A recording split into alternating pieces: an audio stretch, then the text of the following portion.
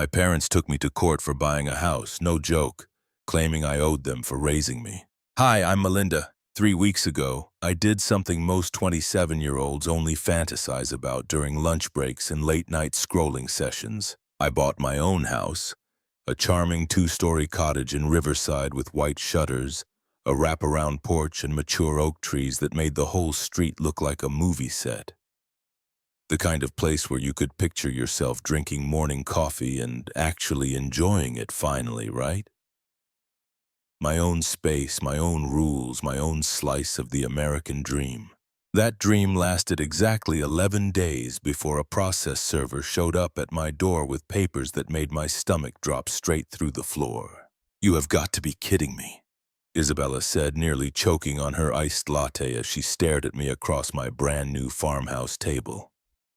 Her dark eyes were wider than I'd ever seen them. Your actual biological parents are taking you to court for buying a house? How is that even remotely legal? I pushed the legal documents toward her, my hands still shaking slightly. They're claiming I owe them money, a substantial amount of money. For what? Isabella flipped through the pages, her perfectly manicured nails tapping against the paper with increasing agitation. What could you possibly owe them for? For raising me, I said, the words feeling like gravel in my throat. Room and board from ages 18 to 26 plus accumulated interest. They're stating I entered into a verbal contract to reimburse them once I achieved what they're calling financial stability. And apparently purchasing a $265,000 home proves I've reached that milestone. Isabella looked up at me like I just told her the earth was flat. That's absolutely deranged. Did you actually agree to something like that? Of course not. But they've been drilling it into my head since junior year of high school that living under their roof wasn't charity, that I was accruing a debt. I just never imagined they'd actually try to collect on it like some kind of loan shark operation. My phone buzzed violently on the counter. I glanced at the screen and felt my chest tighten. Speaking of the devil, I muttered, "Are you seriously going to answer that?" Isabella asked, setting down her cup with a sharp clink. I took a deep breath and pressed the green button, putting it on speaker. "Hello, Mother." Melinda. My mother's voice was measured, controlled, that particular tone she reserved for when she was about to manipulate me into something. "We need to have a conversation about this unfortunate situation. Your father and I are deeply disappointed that you forced us to take such drastic measures." "Forced your hand? You're literally suing me. We invested considerable resources in you for years," she continued as if I hadn't even spoken. "We provided you with a home while you accumulated savings that should have been directed towards supporting the household that sheltered you." My father's voice boomed in the background, unmistakable even through the phone. "Tell her we expected considerably more respect than this after everything we sacrificed for her future. Dad, seriously, why don't you just talk to me yourself instead of hovering in the background like some kind of puppet master? Don't you dare take that tone with us," my mother snapped, her composure cracking just slightly. "This isn't personal, Melinda. It's simply business. You resided in our home as a legal adult for 8 years. That arrangement comes with financial obligations. Obligations I met by paying you rent every single month." My voice was getting louder. "I have bank statements. I have receipts. I have proof of every payment. That minimal amount barely covered our grocery expenses," my mother scoffed. "We could have rented your bedroom to an actual tenant for triple what you paid. Someone who would have appreciated the opportunity." Isabella was frantically scribbling on a napkin, holding it up for me to see. "They just admitted you paid rent. So this is really about money?" I asked, trying to keep my voice steady. "This is about honoring your commitments to the people who gave you life," my mother insisted. "We consistently told you there would be a reckoning eventually, a settlement of accounts. You told me. You never asked for my agreement. You didn't object, which legally implies consent," she said, her voice sharpening like a knife being honed. "Besides, let's address the elephant in the room. Where exactly did you get the down payment for this house? We're fully aware of your salary, Melinda." The accusation hung in the air like smoke. "Are you actually suggesting I stole from you?" "We're saying the circumstances are questionable. Money doesn't materialize from thin air. I saved it! I was shouting now, all pretense of calm abandoned. I've been working since I was 15 years old, taking every shift I could get, doing freelance graphic design on weekends. While living expense-free in our home, my father yelled from somewhere in their house, while we subsidized your lifestyle. We're prepared to settle this amicably, my mother added, her tone shifting to something almost conciliatory. Sign the house over to us and you can continue residing there while paying us a reasonable monthly rent. Everyone wins. Isabella's jaw literally dropped open. You want my house? You want to take my actual house? It should have been our house to begin with, my mother said firmly. You had an obligation to prioritize your family before indulging in personal luxuries. We'll see you in court, Melinda. Our attorney will be in touch. The line went dead. Isabella stared at me, her face. They want to steal your house, Melinda. This is seriously messed up on levels I can't even begin to process. They've always been controlling, I said, sinking into one of my new kitchen chairs, the reality settling over me like a heavy blanket. But this is a whole new level of manipulation I wasn't prepared for. They're actually going to try to take everything you've worked for, Isabella said, already pulling out her phone with determination. Not on my watch. My brother Nathan is a lawyer. He specializes in family law. This ends right now. 2 hours later, my living room looked like a war room. Isabella had called reinforcements. They'd been spreading stories throughout the entire family that you embezzled money from them, Aunt Vivian said, stirring her Earl Grey tea with enough force to create a small whirlpool. She was my father's younger sister, and unlike him, she'd always been on my side. Your mother called me last Tuesday asking if you'd ever mentioned having some kind of secret inheritance or hidden bank account. That's completely absurd, I groaned, dropping my head into my hands. I've been saving every single dollar since high school. I ate ramen noodles for dinner 4 nights a week in college. I worked double shifts at Starbucks and did freelance design work until midnight, all while paying them rent from my own pocket. I know, sweetheart.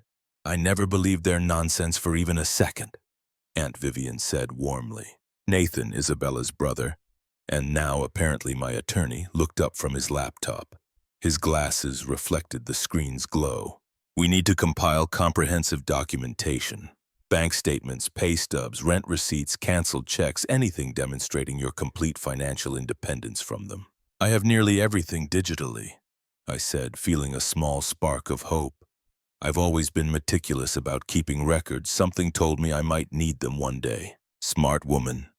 Aunt Vivian nodded approvingly. You always were sharper than my brother gave you credit for. Unlike him, you actually plan ahead instead of scheming. Did Dad always have this entitled mindset? I asked, genuinely curious. Or is this a recent development? Aunt Vivian let out a short, bitter laugh. Always. When we were children, he'd literally claim ownership of my birthday presents if I happened to leave them in his room for more than 5 minutes. Your mother only amplified those tendencies. They feed off each other's worst impulses like some kind of toxic feedback loop.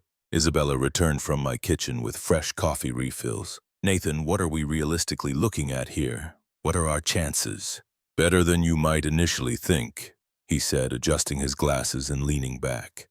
Their claim has absolutely no legal foundation. You cannot retroactively bill your adult child for living expenses without a documented pre-existing written agreement. And even then, it's highly questionable. But that's exactly what they're claiming exists. I pointed out they're saying there was a clear agreement. Verbal contracts are notoriously difficult to prove in court, Nathan explained. And we have concrete evidence of consistent rent payments, which directly contradicts their entire narrative. The doorbell rang suddenly, making us all jump. Isabella peered through my new curtains. It's your father, she said quietly. My stomach dropped again. I don't want to see him, I said immediately, my heart pounding. I can't deal with this right now. You don't have to, Nathan said firmly, standing up and straightening his tie. In fact, you absolutely shouldn't without legal representation present, which conveniently you now have. I nodded gratefully as Isabella walked toward the front door. Through my walls, which suddenly seemed far too thin, I could hear my father's voice already escalating. Where is she? I know Melinda's in there. I saw the cars. Mr. Harrison, Isabella said in an impressively even tone, Melinda doesn't want to speak with you right now. You should probably leave. This is family business. Tell her to stop hiding behind her friends like a coward and face her own parents. Aunt Vivian stood up abruptly, her teacup clattering against the saucer. That's my cue. She marched toward the door, and despite Nathan's warning glance, I followed. I couldn't let everyone else fight my battles. Robert! Aunt Vivian's voice could have frozen fire. What exactly do you think you're doing showing up here? My father looked genuinely startled to see his sister. Vivian, what are you doing here? Supporting my niece, which is considerably more than I can say for her so-called parents. You don't understand the situation. I understand perfectly, Aunt Vivian interrupted. You're attempting to bully your own daughter out of her accomplishments because you're jealous that she succeeded in ways you never could. That's what I understand. My father's face turned a dangerous shade of red. How dare you? After everything we did for her, after all the sacrifices we made. Like what? I found myself stepping forward, finding courage I didn't know I possessed. Like taking a third of every paycheck I earned since I was 15. Like charging me rent all through college when I was barely scraping by. Like making me cover the family cell phone plan. We gave you a home, he shouted, his voice echoing down my quiet suburban street. We gave you everything. A home where everything came with a price tag attached. I shot back. Where every meal, every shower, every hour of electricity was apparently being tallied up in some kind of twisted ledger. You ungrateful. He stepped forward menacingly. Nathan appeared beside me instantly. Mr. Harrison, I'm Nathan Rodriguez, Melinda's attorney. I strongly advise you to leave these premises immediately or I'll be forced to call the police for trespassing. You hired a lawyer? My father looked genuinely shocked, as if the thought had never occurred to him. Against your own parents! Did you really think I'd just hand over my house? I asked incredulously. Did you actually believe I'd just roll over and let you take everything I've worked for? This isn't over, my father growled, backing down the porch steps but pointing at me accusingly. Your mother and I raised you better than this. We taught you about family loyalty. Actually, I said, surprised by how steady my voice sounded. I raised myself despite you, not because of you. See you in court, Dad. The courtroom was more intimate than I'd imagined from watching legal dramas on television. Intimate enough that I could see every micro-expression on my parents' faces as they sat across the aisle. My mother maintained her composure, back straight, chin high, occasionally leaning over to whisper to their attorney. My father fidgeted, constantly shifting in his seat, unable to maintain eye contact with me. Judge Martinez, a stern woman with silver-streaked hair pulled back in a neat bun, reviewed the documents before her with careful attention, her reading glasses perched on the end of her nose. I've reviewed the filings in this highly unusual case, she began, her voice carrying authority. Before we proceed with testimony, I want to clarify exactly what we're addressing here. Mr. and Mrs. Harrison are suing their daughter for $178,000, allegedly representing living expenses accrued from age 18 to 26, plus what they're calling accumulated interest. Is that correct? Their lawyer, Mr. Davidson, stood smoothly. That's correct, Your Honor. And what exactly is the legal basis for this claim? My clients provided comprehensive housing, food, utilities, and various other necessities to the defendant, with a clear understanding that these expenses would be reimbursed once she achieved financial independence. Judge Martinez's eyebrow rose slightly. Was this understanding documented in any written form? It was a verbal agreement, Your Honor, consistently reinforced and acknowledged throughout the defendant's residency in their home. I see. She turned to Nathan. And the defendant's position? Nathan stood confidently. Your Honor, no such agreement ever existed. Furthermore, Miss Harrison paid regular monthly rent to her parents throughout her entire adult residency in their home, which we've extensively documented. Is this accurate? Judge Martinez directed the question to my parents. My mother leaned forward slightly. Your Honor, the amounts she paid were token contributions, not legitimate rent payments. But you did accept regular financial payments from your daughter? the judge pressed. My mother hesitated, clearly not expecting this line of questioning. Yes, but they called it family contribution, I interjected, unable to stop myself. Nathan placed a gentle but warning hand on my arm, but Judge Martinez nodded for me to continue. Every single month since I was 15 years old, I've given them money. It started at 20% of whatever I earned at my part-time jobs, then increased to 30% when I turned 18. They told me it was my duty, my obligation to the family. That's a complete fabrication, my father burst out, half rising from his seat. Mr. Harrison, please control yourself, Judge Martinez warned sharply. Nathan presented a thick folder. Your Honor, we've compiled Miss Harrison's complete bank records showing consistent monthly withdrawals along with text messages from the plaintiffs explicitly acknowledging these payments as rent. As the judge examined the documents, my mother leaned urgently toward Mr. Davidson, whispering frantically. Mr. Davidson cleared his throat. Your Honor, even if these payments were made, they don't negate the broader understanding regarding full reimbursement upon financial maturity. What evidence do you have of this supposed understanding? Judge Martinez asked pointedly. My clients have testimony from family acquaintances who heard the defendant acknowledge her future obligations. That's hearsay, Nathan countered immediately.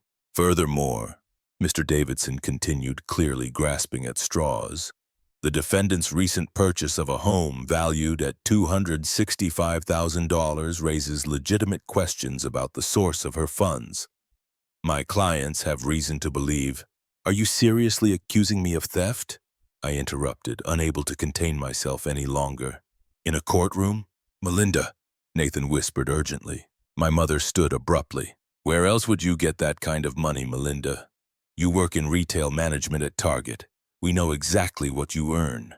The numbers don't add up. Mrs. Harrison, sit down immediately, Judge Martinez ordered sternly. I saved every penny, I exclaimed, standing now too. I worked overtime shifts. I did freelance graphic design on weekends and evenings. I invested what little I could in index funds. And yes, I qualified for a first-time homebuyer program that required a lower down payment.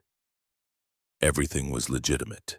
Convenient story, my father muttered audibly. Actually, Nathan interjected smoothly, we've prepared a comprehensive financial history.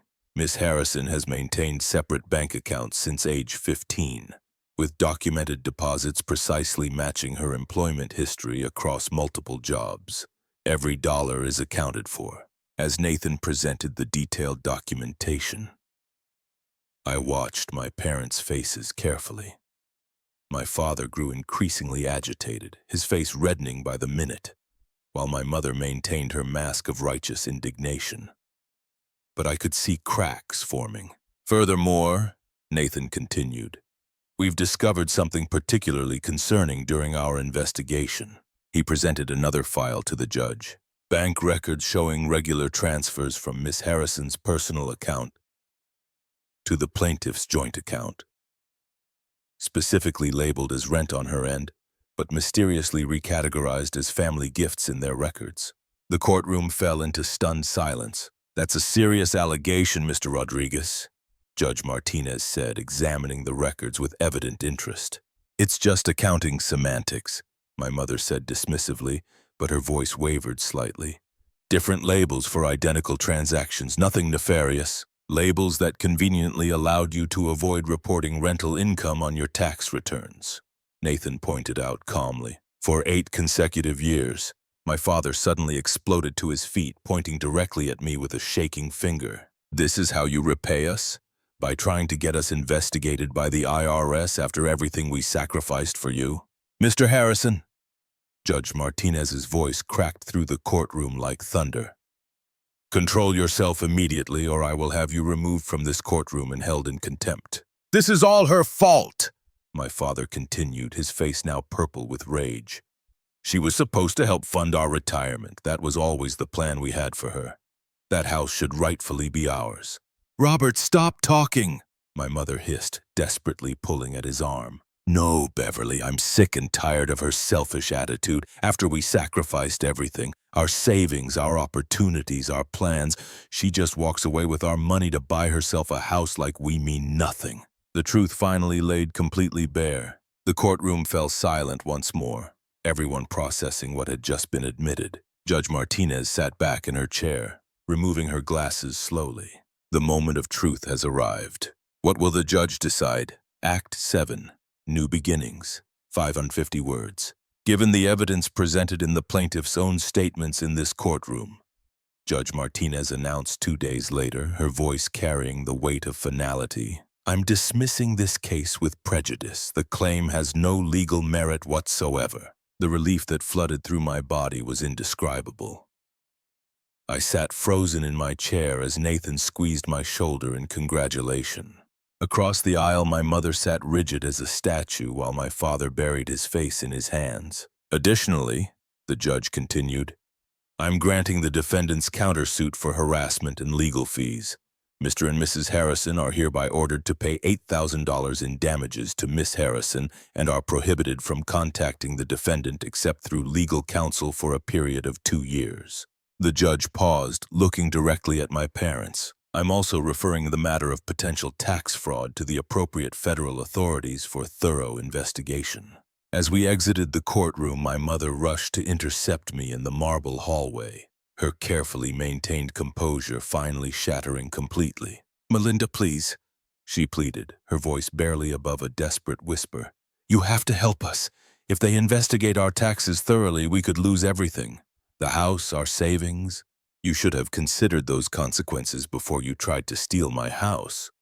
I replied evenly, surprised by my own calmness. We are your parents, she said, as if that explained everything. Parents don't sue their children for succeeding in life. My father approached then, his earlier rage completely replaced with raw desperation. We can fix this as a family. Just drop the tax issue and we'll forget about everything else. Forget about the money, I echoed incredulously. You mean the imaginary debt that never existed? The money you tried to extort from me by dragging me through court? We made mistakes, my mother admitted, actually reaching for my hand. We were wrong about our approach, but we're still family. That has to mean something. I pulled my hand away. Family doesn't treat each other like ATM machines. Family doesn't keep financial ledgers on their children. What do you want from us? My father demanded, his voice cracking. An apology? Fine. We're sorry. We're very sorry. I don't want anything from you, I said truthfully, feeling lighter than I had in years. Not anymore. Not ever again. You can't just cut us off completely, my mother insisted, desperation creeping into her voice. We're blood, Melinda. Watch me. Isabella and Aunt Vivian were waiting by the elevator, concern and pride mixed on their faces. Everything okay? Isabella asked as I joined them. Never better, I replied honestly, not looking back as my parents' voices faded into nothing behind us. 3 weeks later, I hosted a housewarming party. Isabella, Nathan, Aunt Vivian, and friends from work filled my living room with genuine laughter and authentic congratulations. No strings attached, no hidden agendas, just people who actually cared. To Melinda's house, Isabella announced, raising her champagne glass high. May it always be filled with people who truly love her. As glasses clinked and genuine smiles surrounded me, I looked around at my home, my real home, earned through my own determination and protected by my own courage. This house was mine, and so was my life. Finally,